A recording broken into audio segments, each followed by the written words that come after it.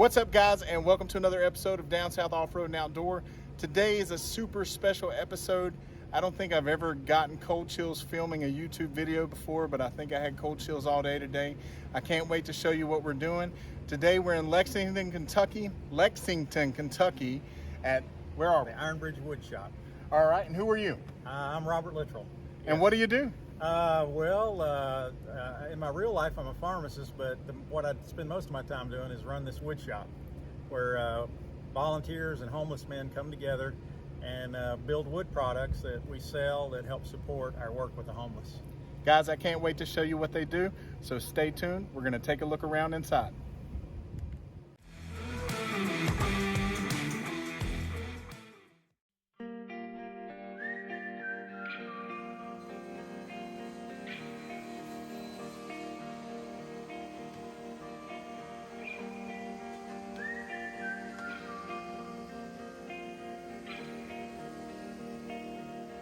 Well, I was homeless one time, and I met Robert at McDonald's, and he asked me if I want to come over do some woodwork, at his house.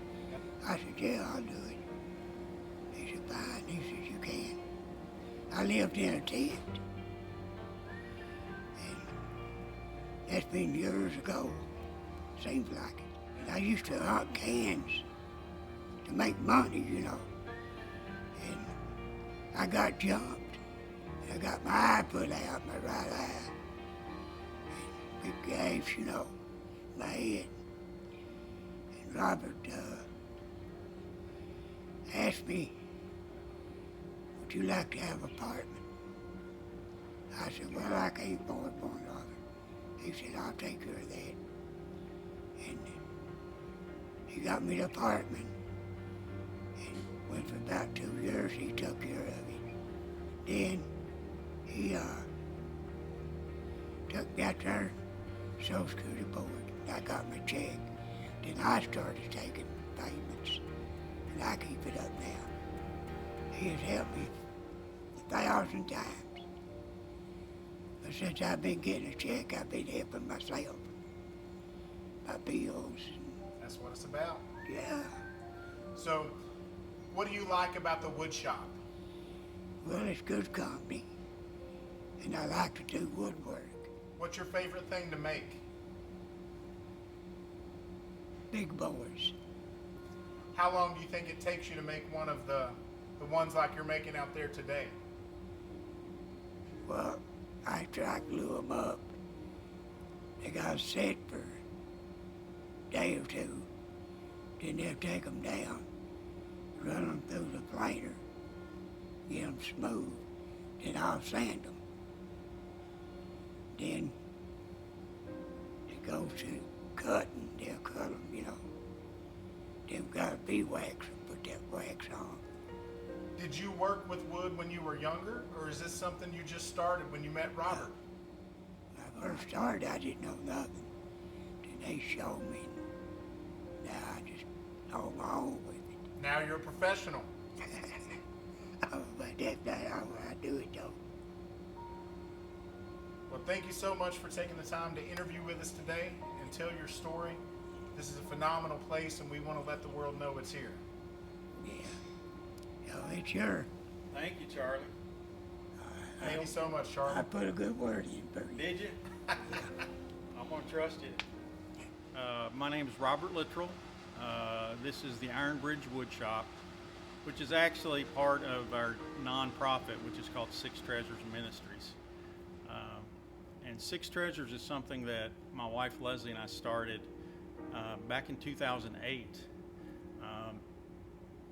Through some volunteer work, we became exposed to several homeless men, and I actually became pretty good friends with 3 or 4 of them. And once that volunteer program ended, I decided I wanted to continue these relationships with these men, and so I found out where they hung out during the day, which is a local McDonald's downtown, and I started going there every morning and just having coffee, meeting different guys.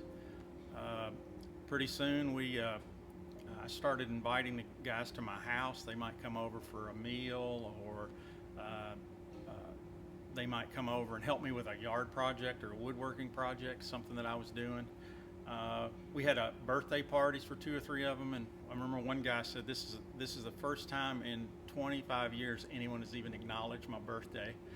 So, you know, we just kind of became friends with these guys, you know, and tried to get a better understanding of their situation. And we started inviting some of our friends to kind of get to know these fellas. And then we were hosting a home group as part of our church on Friday nights. And we started inviting our homeless friends to that. And so for like 6, 7, well, more than that, almost 10 years, we met. And we would average around 10 people there, and it was almost always 50-50 homeless and housed. So, and we began to share our stuff with these guys, like they would come to our house to take showers, to wash their clothes, you know, use the computer, charge their phone, you know, whatever they needed, they would come over and do. And so the homeless men just became part of our family, part of our life, really. And so we every Christmas we take 2 or 3 of the guys home with us back down to Bowling Green, where we're both from, and our families have gotten to know several of these guys. One of the guys is now in a nursing home, and I go visit him every other week now in the nursing home. So our goal was not really to provide clothing or food or, you know, whatever to their shelter to these guys. It was to really get to know them. And what I learned in working with this group of people is that the economic poverty is not the thing that holds them back the most. It's actually kind of relationship poverty. You know, if I get sick, I've got family, I got extended family, I've got friends, I got neighbors, I got coworkers. I have all these people that I can call, and they'll be there in a heartbeat. These guys, if they get in trouble, the people that they know and hang with don't have resources. To try to foster our mission statement is basically to facilitate what we call life-giving relationships between between ourselves and the homeless and poor. And so when we do that, all of us benefit from those relationships. Sometimes the homed people benefit more than the unhomed people. We set up a nonprofit so that it's a 501c3. And so occasionally we would see a need that somebody might have. You know, one of the first people we had was a guy that was homeless, and he and his, she wasn't his wife, but she was basically his wife. They stayed together on the street for years, and he had diabetes, and he developed a foot infection in the wintertime, and terrible foot infection. And I went to see him in the hospital because I knew him from the street, and he was getting discharged that day, and the doctor was actually in there and said, you know, where are you going to go? And he said, I don't know. And I'm sitting there thinking to myself, I said, he's going to go with me. That's what I said. And he looked at me like, what? And she said, with you? And I said, yeah, I'm going to put he and Susan up in a hotel for a few days until he can get back on his feet. She goes, great. So that was the first time we did anything like that. That was probably 2009 or so. And since then, we've done a lot of that, housing folks that are sick or have been hospitalized. Or my grandfather, my dad, they were carpenters and woodworkers, cabinet makers. My grandfather ran sawmills. And so I had been around wood all my life, and I've always just piddled with it, you know. I've always made stuff. And so it became real. I mean, you know, if I was making a cabinet or a piece of furniture for the house, inevitably I'd have one of my homeless friends at the house, and they would help me, just, you know, an extra set of hands. And so I was always having these guys help me do woodworking at home. But one year my wife said, hey Robert, Bailey, who is our daughter, she wants you to build her cutting board. She's been saying this for a long time, and I don't think you're hearing her.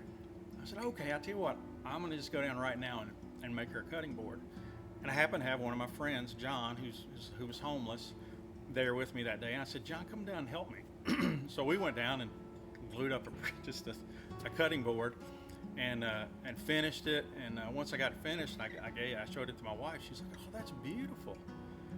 And it was coming up on Christmas time, and she said, "Why don't you and John make like 8 of those cutting boards, and we'll give them to our board of directors for Christmas gifts?"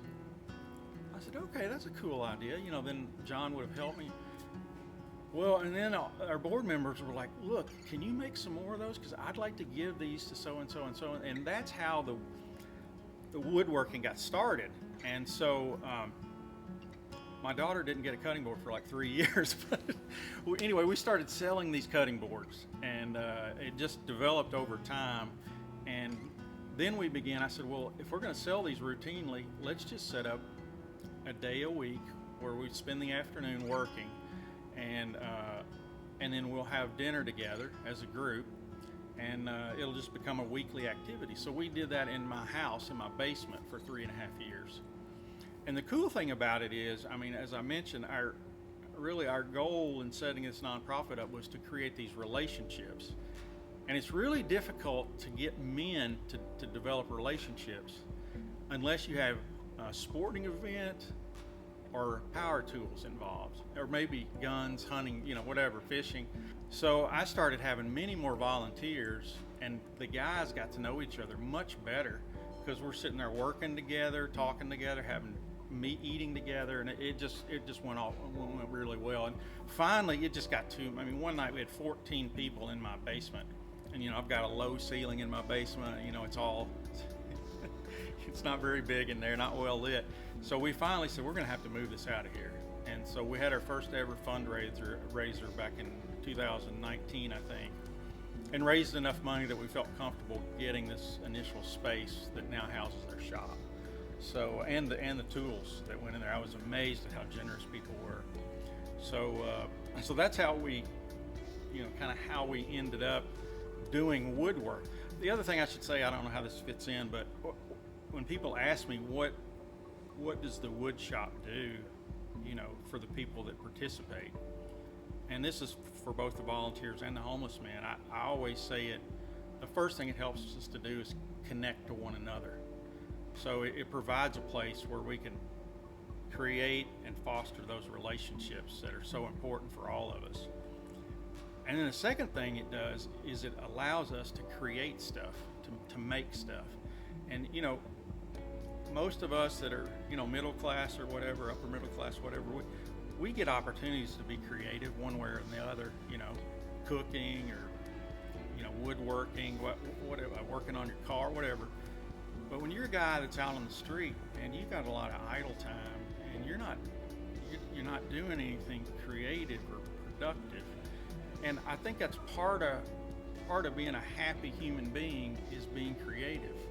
And I can't tell you how cool it is to take some of these products somewhere and display them, and have one of the homeless men there and have people just talk about how beautiful these products are, and for them to know that they've made that. Now that's something that you and I enjoy as well, but it's a whole different experience for a guy who's living on the street to see somebody brag on something that he had a part in making.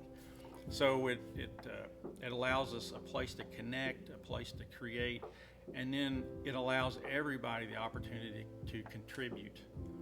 So no one in our organization, we don't have any paid staff. I don't get paid, but nobody gets paid anything. We're all volunteers. And so, and everything that we sell, every penny that comes back out of these products goes right back into our nonprofit. And we use that either to help run this place, or to put guys up in hotels if they get sick, or if they need anything, that's for their survival, boots or clothing, or we've had several guys get housing, and we help them set their apartment up, pay maybe their deposit, so we use all that money. It comes right back in here. So everybody is contributing to doing something good and helpful. And for the homeless men, they are normally on the receiving end. They're normally, people are giving them stuff, they're receiving stuff. This allows them to step on the other side, and they're actually contributing now. they know that what they're doing, those funds can go and help someone, and it might be that person themselves, but more than likely it's going to be somebody else. So the connections, the ability to create, and then to be able to contribute something back are, I think, the three cool things that this place allows. We got this space adjacent to the wood shop, and I told the guy that was helping design it, I said, I want this to feel like sort of like a coffee shop, you know, a warm, safe, good place to be. And so he's really starting to do that. He's got some furniture in here and is getting it set up. We've got to do some more work with lighting and so forth, but we really want a place for guys to come. And sometimes we have guys and we have women come sometimes, and they're just exhausted. And if that's the case, you know, I have a cot that I've always had, and I said, you go lay down on that cot, you know. Well, now they can come, if they're exhausted, just need a break, they can come and sit in here, and just in the summertime they can be in a cool space, in the wintertime they can be in a warm space. You know, we have now a respite room here in this space that if somebody just needs a night or two off the street, we can allow them to stay here for a night or two. Big issue with homeless folks is where do they wash their clothes and where do they wash themselves. And so when we were at our home, they always used our showers and our washing machine. When we moved the shop over here, we quickly saw the need to, and we did. We put in a shower so the guys, when they come here, I mean, and by the way, we don't make them work. If they want to work, you know, you can work. If you're tired, just you feel free to just sit and talk. It's fine. This is not about productivity. It's about relationships primarily. So if somebody needs a shower, yeah, just go in there and take a shower. You know, put a load of clothes in and take a shower. And so that gets used a lot. We have a lot of people that come in and shower and wash their clothes here, dry their clothes here. And we're, you know, the way we kind of keep the lights on and so forth is like, you know, like most any other nonprofit is you know, we depend on donors, you know, to support us, and we have the sale of these products really helps a lot. It's gotten to the point now where, you know, when we sell a board like this, you know, we you know, this board would probably bring in probably $25 for us. You know, if you bought this board, I think it's 38 or something like that. So every time we sell one of these boards or any of our products, it helps us keep the lights on. We are a 501c3, you know, and so most contributions are tax deductible. We have a very simple website. You can either we have a website that's www.sixtreasures.org, all spelled out, Six Treasures, all one word, .org, and there's a donation page on there. And then we also have an Iron Bridge Woodshop website that's just www.ironbridgewoodshop.com, and there's a link there to the donor page. We sell our products online through an Etsy store, and the Etsy link is on our ironbridgewoodshop.com website. If you go to Etsy, you can type in Iron Bridge Woodshop, all one word, and we should pop up. So we sell most of the stuff that we have here on our Etsy site. If there's sometimes we don't have everything up there, so I always encourage people, if they want to just message me. I'll get the email if you message me from the Etsy site or from the website, and we might have some other stuff that people might have seen in the video or whatever that we can. Good. I really appreciate any publicity that we can get. We appreciate. All right. So, are you guys on any social media? Facebook, Instagram? You know, I am not a social media person, and I have yet to recruit someone. We have a Facebook page, but I don't think we hardly ever use it. All right, guys, we're gonna have to give him a lesson after this interview. I'm gonna shut the phone off. We're gonna get him on Instagram. Yeah. Now Matt over here is an Instagram guy, and he does some stuff. Maybe we can convince him to. Yeah. After filming this video with Robert and the gang, I completely fell in love with everything that this nonprofit is doing and the message that they stand for. So, I decided, what can I do from North Carolina but help them create a social media? So as of now, the Iron Bridge Woodshop is on Facebook and Instagram. So please be sure to like and share their posts. But most importantly, please make sure you go to the Etsy store. That's what keeps the lights on at this amazing organization. So share it with your friends. As always, thanks for watching, and we'll see you next time. Get the word out about this beautiful nonprofit in Lexington, Kentucky.